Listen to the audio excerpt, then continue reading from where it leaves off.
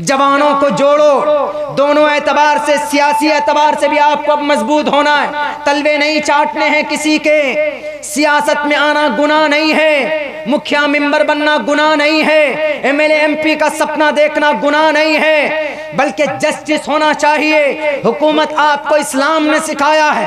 हजरत उमर फारूक के ज़माने के अंदर मस्जिद नबी की दीवार पर हजरत अब्बास रज़ी अल्लाह ताला अन्हु के घर का पानी गिर रहा था। हजरत उमर फारूक ने देखा, कौन थे उस वक्त के पीएम थे, 22 लाख मुरब्बा मील के इलाके के पीएम प्रधानमंत्री उमर फारूक रज़ी अल्लाह ताला अन्हु थे। लेकिन हुकूमत कैसे होती है, सियासत कैसे होती है, इख्तिदार को कैसे चलाया जाता है, उमर फारूक के ज़माने से सीखा जाए, सहाबाए किराम की ज़िंदगी से लिया जाए। उमर फारूक ने कहा, पानी गिर रहा है मस्जिद नबी में, इस परनाले को, मेज़ाब को उठाकर फेंक दो यहाँ से। सहाबाए किराम ने वो अमल किया। हजरत अब्बास रज़ी अल्लाह ताला अन्हु आकर के कहा कि किसने ये काम किया? किसी ने कहा कि उमर फारूक ने, पीएम साहब ने किया। हजरत अब्बास डरे नहीं, हजरत अब्बास घबराए नहीं कि अरे उमर फारूक ने, अमीरुल मोमिनीन ने, पीएम साहब ने उखाड़ कर फेंका है, अगर कुछ बोलेंगे तो हथकड़ी लग जाएगी। नहीं, उस वक्त के हजरत उबय बिन काब रज़ी अल्लाह ताला अन्हु जो जस्टिस ऑफ मुस्लिम थे, उनकी अदालत के अंदर केस दायर किया, एफआईआर किया, फर्स्ट इंफॉर्मेशन रिपोर्ट दाखिल किया। हजरत ने बुलाया, एक तरफ कटघरे में खड़े हैं उमर फारूक, दूसरे तरफ खड़े हैं हजरत अब्बास रज़ी अल्लाह ताला अन्हु। अपना हक लेने के लिए मैदान में आए कि नहीं आए?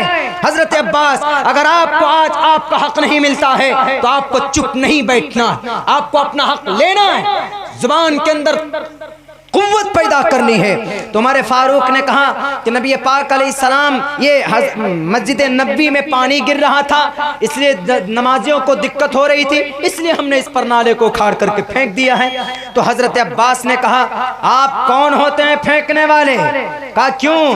कहा मोहम्मदुर रसूलुल्लाह के कंधे पर मैं खड़ा होकर, आप अलैहिस्सलाम नीचे खड़े हुए और कहा कि चाचा आप खड़े हो जाइए मेरे कंधे पर और इस परनाले को लगाइए। मोहम्मदुर रसूलुल्लाह के ज़माने से लगा हुआ है, किसी ने नहीं उखाड़ा, अबू बकर ने नहीं उखाड़ा, मोहम्मदुर रसूलुल्लाह ने नहीं उखाड़ा। आपके पेट में गुदगुदी क्यों हो गई? उमर फारूक ने कहा, हजरत काब, उबय बिन काब रज़ी अल्लाह ताला अन्हु ने कहा, हजरत अब्बास से कोई दलील है, कोई प्रूफ है? उन्होंने कहा कि हाँ, सहाबाए किराम 5 आए, उन्होंने गवाही दी कि हाँ अमीरुल जस्टिस ऑफ मुस्लिम, उस वक्त के जो जस्टिस ऑफ मुस्लिम थे जज साहब हजरत काब, उन्होंने कहा कि हाँ जज साहब, 5 सहाबी ने गवाही दी कि मोहम्मद रसूलुल्लाह के कंधे पर खड़े होकर अब्बास रज़ी अल्लाह ताला ने यह परनाला लगाया था। तो गवाही सुनना था, सामने आना था। उस वक्त के 22 लाख मुरब्बा मील के इलाके के पीएम के पांव तले से जमीन खिसक गई, कांपने लगे कि कहीं अल्लाह मेरी गिरफ्त ना कर ले। फौरन जाकर माफी मांगते एक सहाबी से, कौन? उस वक्त के अमीरुल मोमिनीन, 22 लाख इलाके के अंदर जिनकी हुकूमत थी। उन्होंने कहा कि मुझे माफ कर दीजिए, मुझसे गलती हो गई, चलिए आप चलिए, मैं दोबारा लगा देता हूं। तो उमर फारूक रजी अल्लाह ताला अन्हु खड़े हुए और कहा कि मेरे कंधे पर खड़े होकर के आप इस परनाले को लगाइए। इसको बोलते हैं इख्तिदार, इसको बोलते हैं सियासी सूझबूझ, इसको बोलते हैं सीएम के ओहदे का सही इस्तेमाल करना, पीएम के ओहदे का सही इस्तेमाल करना।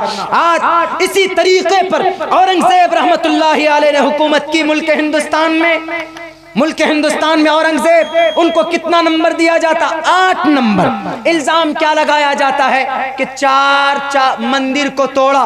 यह हिस्ट्री बताकर मैं इसका एनालाइज करके अपनी बात खत्म करूंगा। औरंगजेब कौन थे? तारीख उठाइए मेरे मुस्लिम जवानों, तारीख उठाकर देखो, दुनिया इंसानियत के अंदर इससे महान राजा आज तक पैदा नहीं हुआ। इतना दिलेर क्यों?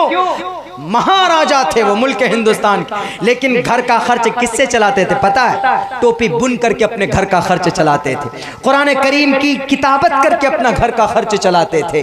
तब जाकर हिंदुस्तान का जीडीपी बना था 27%।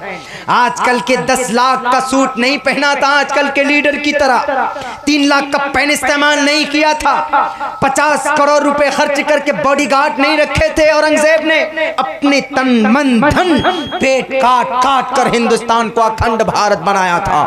کامکھیا دیوی کی مندر کس نے بنایا؟ اورنگزیب نے بنایا. اجین کے مہاکالی مندر کس نے بنایا؟ اورنگزیب نے بنایا. پھر یہ الزام کیوں؟ بس صرف عداوت کی بنیاد پر، تشدد کی بنیاد پر. اللہ ان کو ختم کرے، ہماری زبان کے اندر تقویت پیدا کرے اور ہمیں صحیح مارگ دشا دکھائے. ایشور اللہ تبارک و تعالی.